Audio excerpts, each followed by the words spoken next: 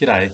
I've called this little talk um, Mission Action Planning in an Australian Context.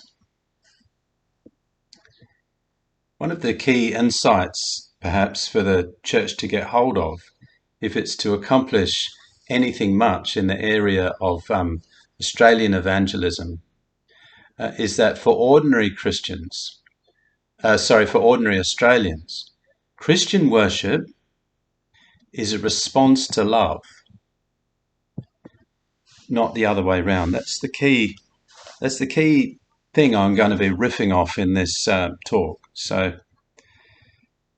for ordinary Australians, just to sort of say that again, for ordinary Australians, Christian worship is a response to the experience of love or an encounter with love, not the other way around. In other words, doesn't matter how good worship is or how flashy it is or how wonderful it is, it's hardly likely to inspire love in ordinary Australians. Just making a few observations here. The perception of our community might be something like this. They see us as essentially a devoted and worshipping bunch of people who get excited about something, they're not sure what it is, and who meet once a week for a big kind of sing-song on a Sunday. I think that's how we're seen. Just look at the careful considerations, for example, that have been made for our life together during the recent COVID-19 restrictions. Almost all of them are providing for our conducting safely our Sunday services. You know, how we might do our music and our singing, appropriate seating density ratios and so on. All of this provision for us, predicated on how we're perceived, which is as a sort of a Sunday gathering community.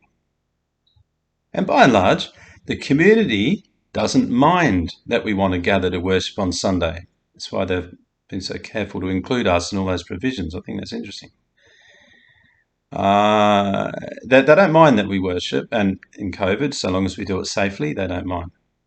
The attitude to Christian worship practices from non-Christian Australians is really pretty benign. So long as we don't pester them to participate, they're quite happy for us to do what we want to do.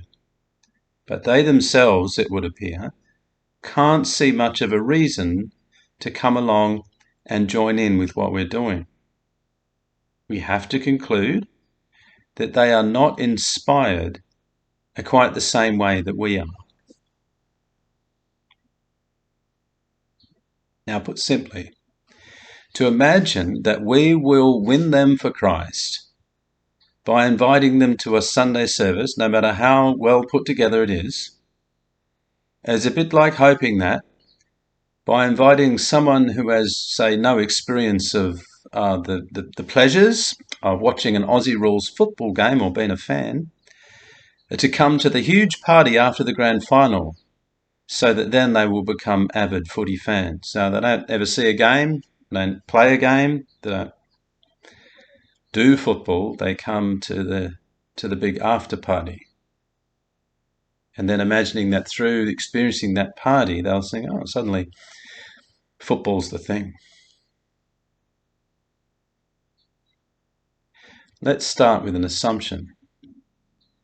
Let's begin by assuming that the era called Christendom is over for Australians. Christendom being defined for our purposes as that time when being a worshipping Christian was essentially normal, and you were a bit unusual if you weren't in church on Sunday morning. That would be Christendom. And let's assume that time is gone. Let's just acknowledge those days are gone for the time being, at least. I'm thinking that we might need to take a bit of a look at the norms that existed in the time in church history before Christendom was operative. Luckily for us and for our purposes, there are 3 whole centuries, 300 whole years of church history in which Christendom wasn't the experience of the church, and also these were the first 3 centuries, in fact, of Christianity, when Christianity was laying down its teachings and its scriptures and even its hymns and its earliest patterns of behaviours. In these 3 centuries, the privileges of Christendom were not taken into account. They weren't part of the equation.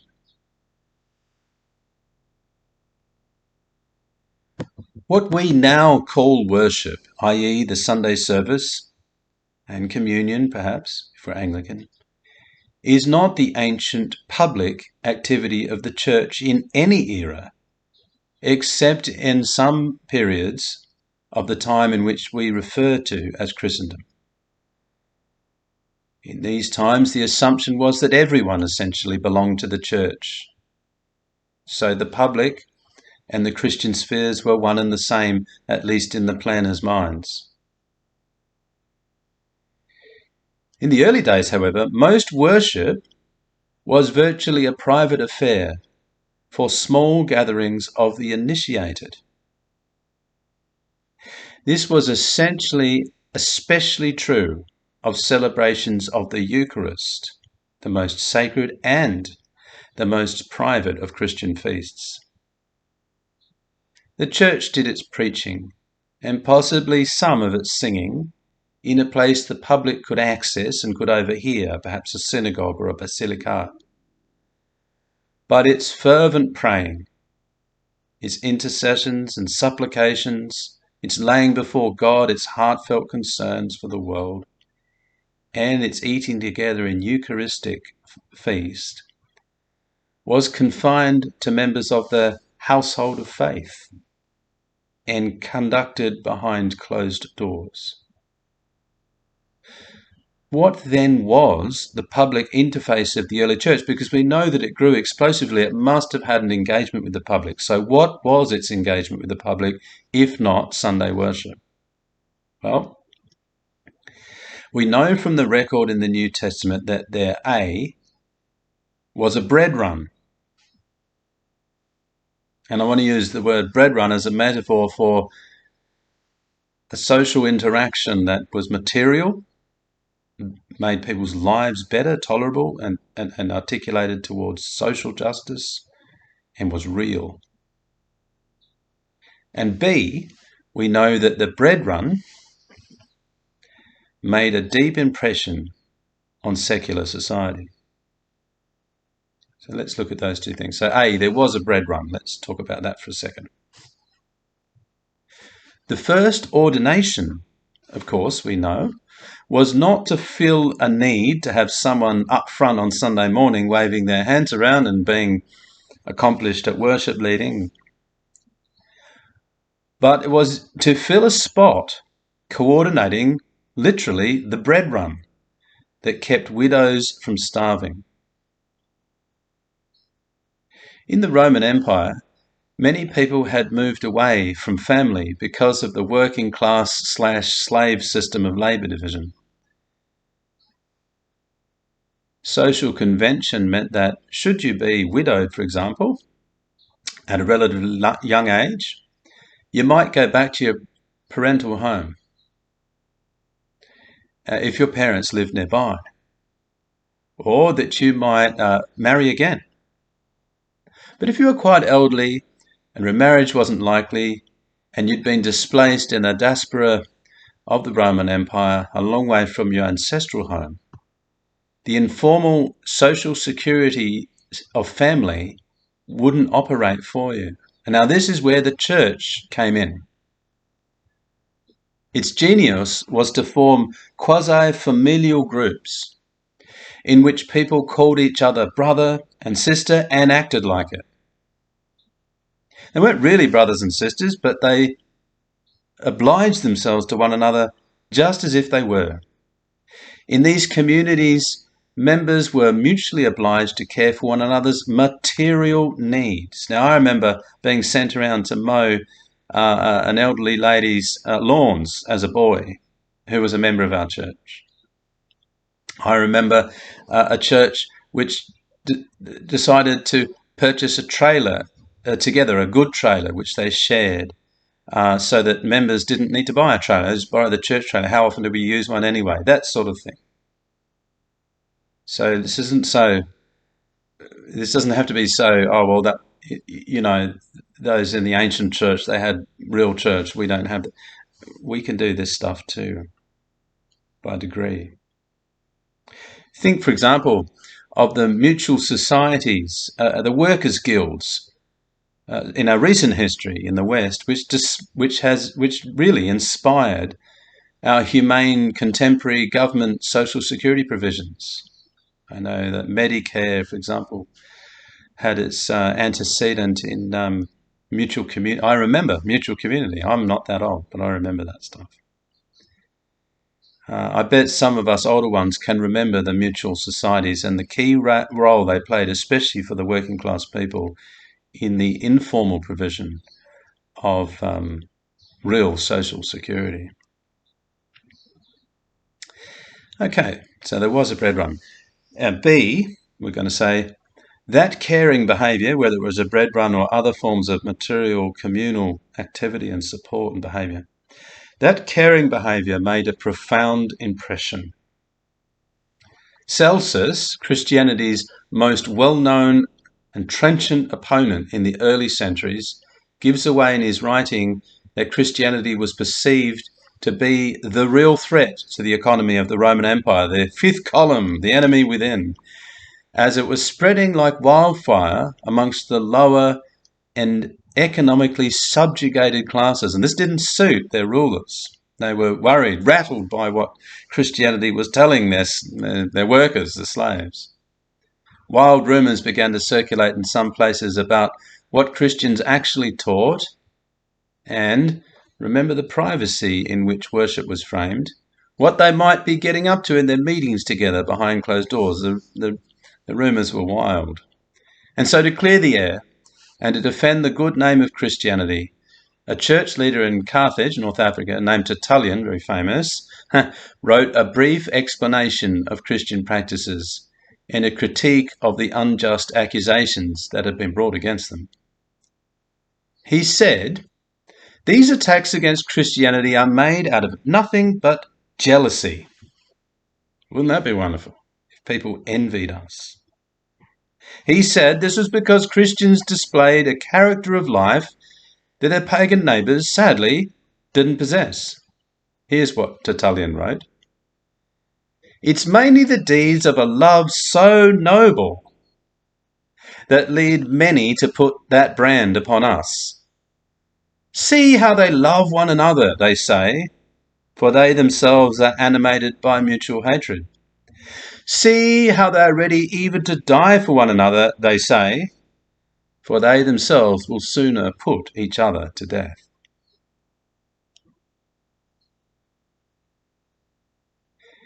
Now it's the contrast between the living conditions in the broader community, which was inspired by the Roman imperial system with its slavery, its ruthless dominance of trade and of the known world, and all underpinned by the violence or the threat of violence.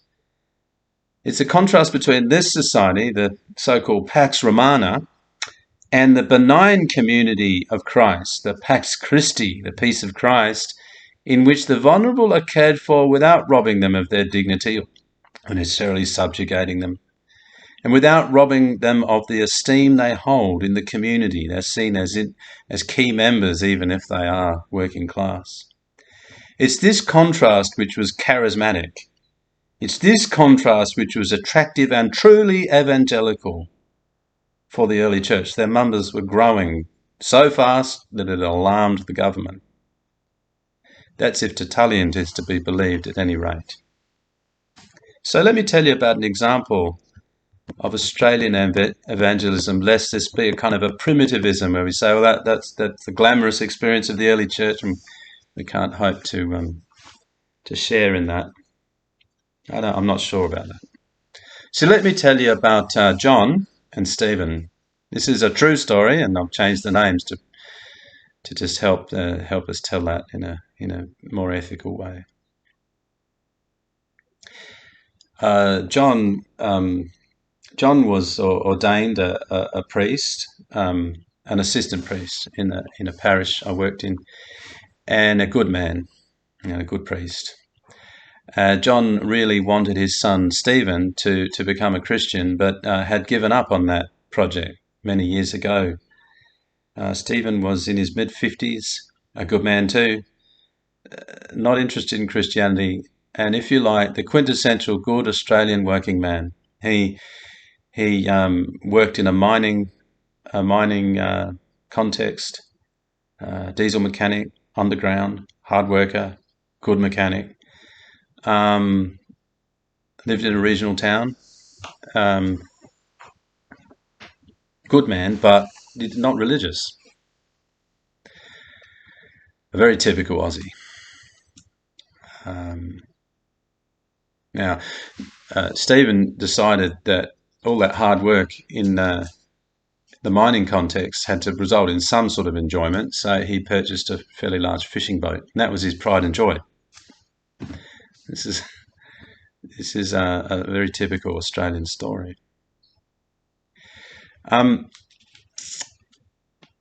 John said to me one day, "You'll never get my son to come to church. It's impossible. He won't do it."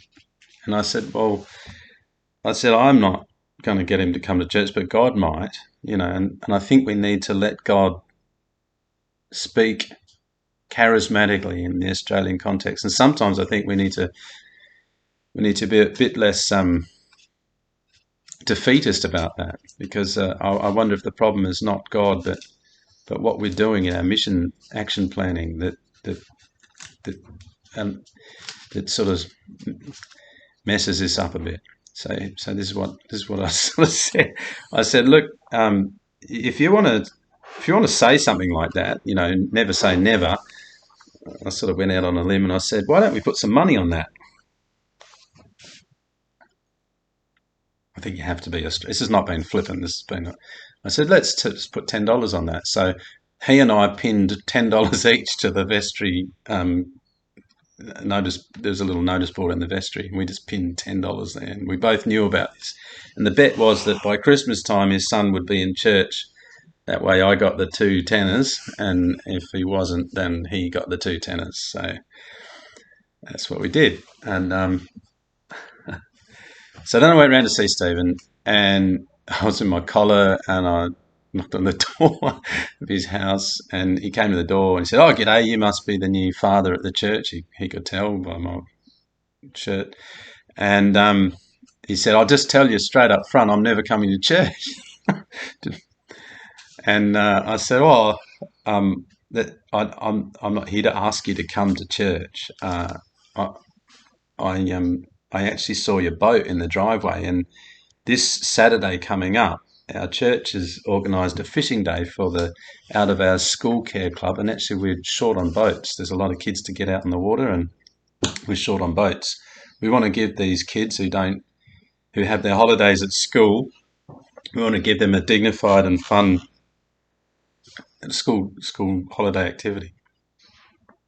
So we're going to take them fishing in boats."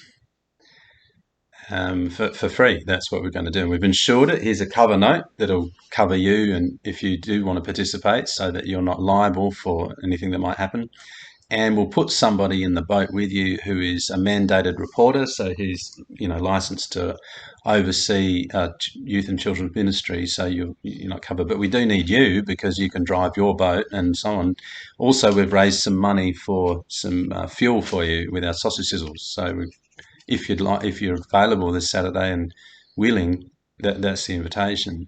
No pressure. And he said, "Well, first of all, hell yeah, I'll do that. Secondly, you don't have to give me any money for petrol. I'll never take petrol for something like that money." He said, "I'm going to do that for nothing, of course. And will you? I don't know the others. Would you come with me in my boat? Would you be the mandated reporter in my boat?" So absolutely. So that's what happened. So that Saturday we went with a with a bunch of boats, and I was in his boat and with the kids and their carers, and we caught quite a few garfish, and then we went back to the church hall, and yours truly cleaned all the garfish and crumbed them. And then someone went and bought like a whole lot of chips at the chip shop, and we gave the kids fish and chips, and then now it's about 7:30, 8 o'clock at night, and I'm a bit pooped, and so is Stephen, and but he hung around. Everyone else went, and it was just he and I in the end, and we were sweeping up the church hall, ready for church in the morning. He came over to me, Stephen said, and he said, "Hey, Father Dave, you got church tomorrow?" I said, "Yeah, we've got 2 services tomorrow. We've got the Eucharist at 10 o'clock here at the church, and then we've got country music evensong in the evening." He goes, "Oh, what's country music evensong?" I said, "Well, it's in the evening, and there's some songs." And then I said, and of course there's no communion, so it's where the Anglican Church traditionally does its best, most deliberate teaching and preaching. He said, "All right, can I come to that?" And I thought, "You'll be this will prove to Stephen's ordained father that God can get through to Aussies like his son. That'll be a good thing." But I didn't tell Stephen this. I just said, "Oh, excellent, yeah, you can come to church." He said, "Oh, and can I preach?" I thought, wow,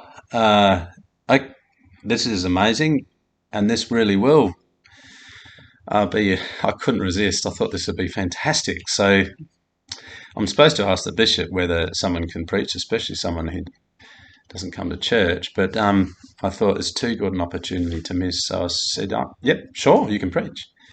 So the next night at evensong, Stephen came in a little bit late, and his dad, who was helping me in the sanctuary, just about fell off his chair in the sedilium when he walked in.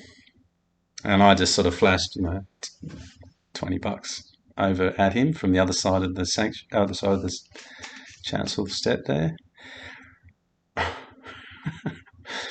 And I hadn't told him he was coming, and that was fun. And then at the homily, I got up to introduce Stephen, saying that we have a guest preacher tonight, and some of you may know him, is John's son, Stephen.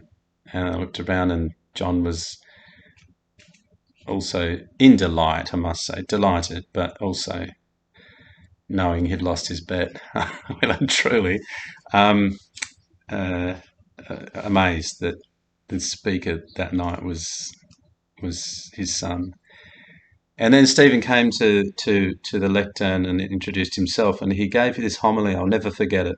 It's one of the best mission homilies I've ever heard in my life. And here's how it went. He said, "How are you all?"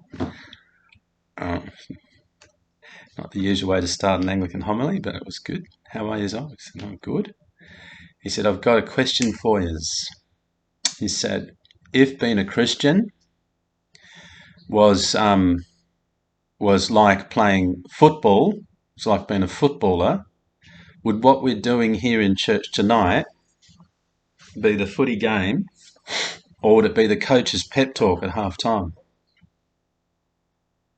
And I'm sitting there behind him thinking, I'm really glad I had this bloke preach. That's a great question. That's prophetic, folks.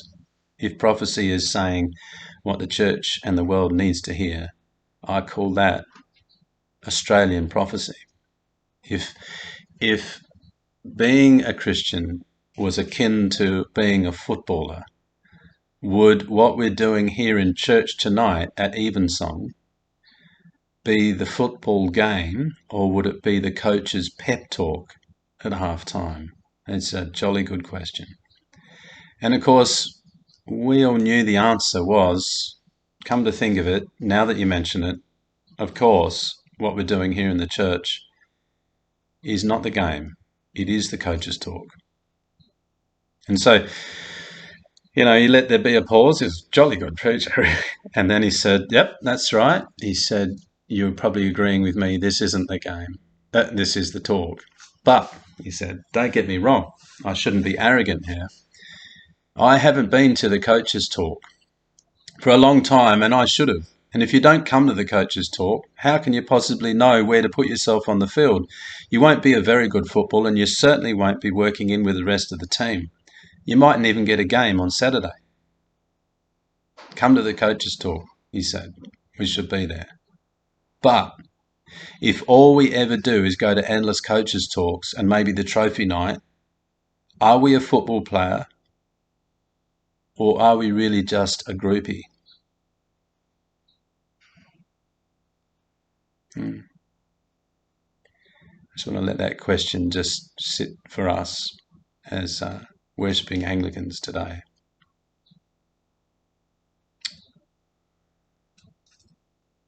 And then he said, look, I want to tell you about the 4 quarters of footy we played yesterday out on the water.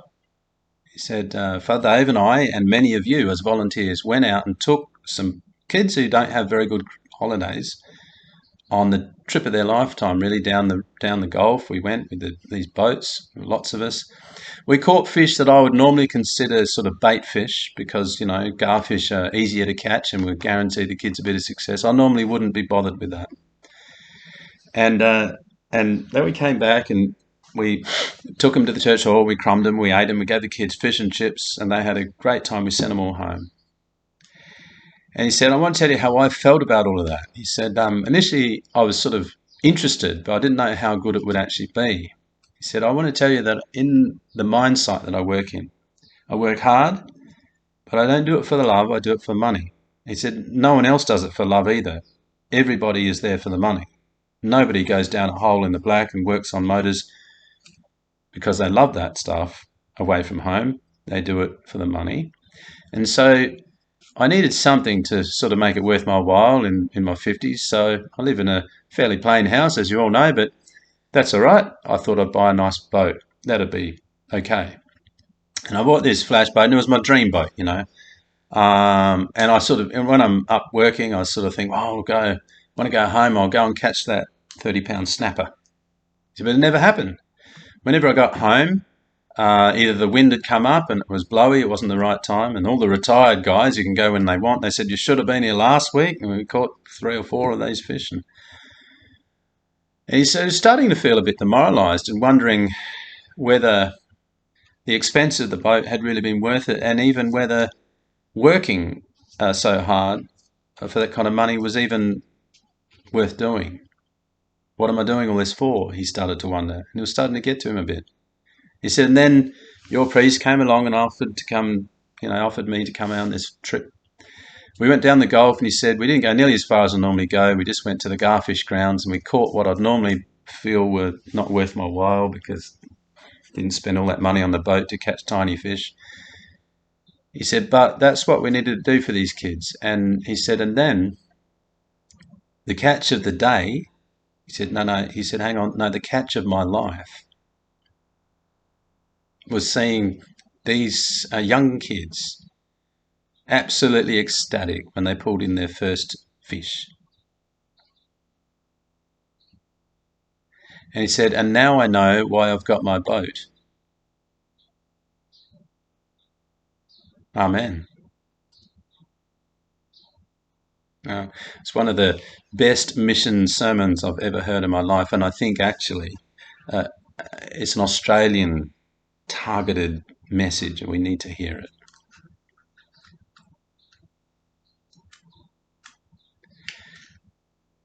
One of the best known late 20th century theologians was Hans Urs von Balthasar, and he wrote that love alone is credible.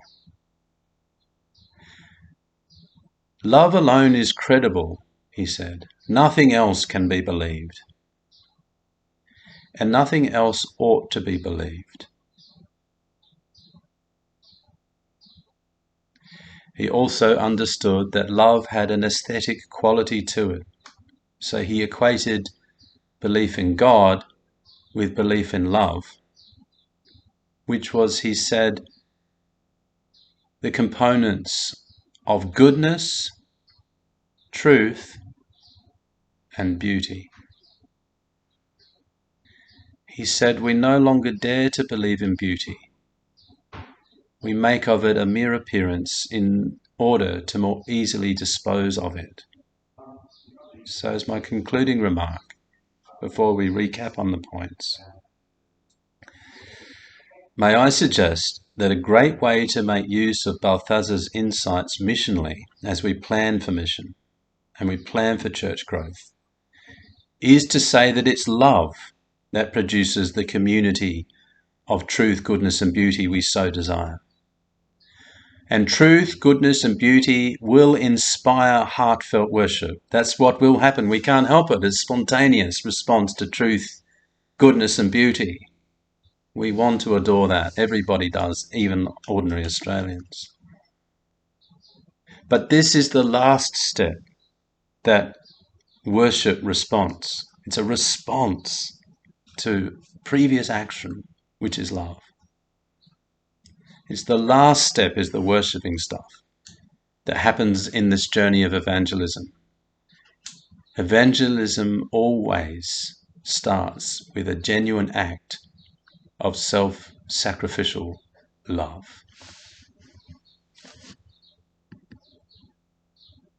So to recap on our 2 points, as we plan for mission action, so our mission action planning. Remember, Christian worship probably won't save anybody. Christian worship is a response to love, and it's not the other way around. Number 2, if we want our worship to be more beautiful, more heartfelt, more real, to have more participants and to thrive, we must seed this worshipping community by enabling a community to develop around actions in the wider community that self-sacrificially offer energy and time and sometimes money to rescue people from what is violent and economically oppressive in society. Number 1, worship's a response to love. It'll arise when love is the action. Number 2, if we want the worship to be more beautiful, we simply have to begin with beautiful acts, which, in Balthazar's great insight, must be loving, because only love is credible and only love is truly beautiful. Thank you for listening.